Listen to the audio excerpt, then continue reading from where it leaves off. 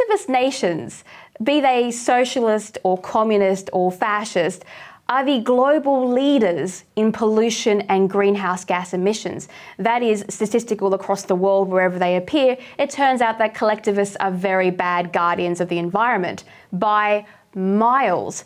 If the World Economic Forum is all about trusting the science, why aren't the likes of Greta Thunberg trying to ban socialism and convert nations like China into capitalism, considering it is clearly the best way to save the environment, as they pretend to be all about?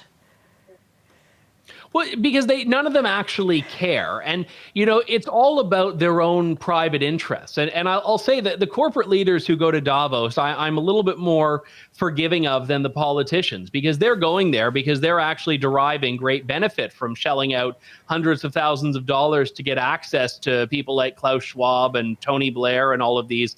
But it's odd, though, because there was one panel that I went to on something to do with, net transition to net zero, something or other. And there was this Australian mining executive named Andrew Forrest, and I can't remember the company he was with, but he was on this panel discussion talking about, oh, yes, we need to do more to get to net zero and transition away from oil and gas. And I'm like, well, this is odd, because usually the mining industry is the one that is getting, all attacked for not being green enough. And then, I do my 30 seconds of Googling and find out that his company is heavily invested in lithium mining, which is needed for all of the batteries that he's saying everyone in the world needs to get. So their interests are very transparent, and they're not believers, but we all have to be. What I find interesting that you bring up a mining executive is you're quite right. Some of the largest proponents of net zero and transition are mining corporations and their executives and their investors.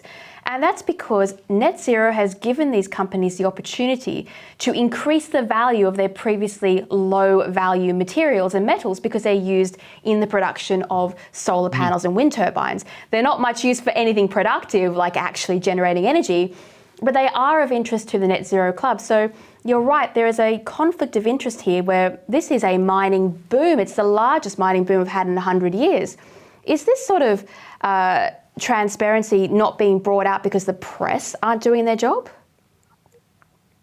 I don't think they are. And we have in Canada, and I don't know offhand if it's the same in Australia, but we have newspapers that have climate change reporters, where that's their beat. That's their entire MO, is to write about and report about climate change. And it's driven from an ideological place, because they're not interviewing people that say, actually, the world is not bursting into flames. They're not interviewing people that say, actually, we don't need carbon taxes. They're trying to find a story that fits a pre-approved narrative. So the media is not actually covering this in any reasonable way. And if they do, it's to say, why aren't you doing more? Why aren't you doing enough?